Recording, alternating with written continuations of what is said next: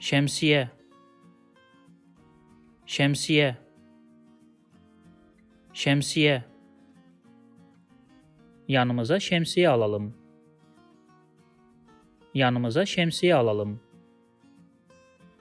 Yanımıza şemsiye alalım. Bize şemsiye lazım. Bize şemsiye lazım. Bize şemsiye lazım. Şemsiye kullanmasan ıslanırsın. Şemsiye kullanmasan ıslanırsın. Şemsiye kullanmasan ıslanırsın. If you like this video, please subscribe to my channel below for more videos on Turkish grammar, vocabulary and pronunciation. Also, if you think this video can benefit somebody else, please share it with them. Last, if you have any comment or request, please provide your feedback in the comment section below and I'll do my best to respond as soon as possible.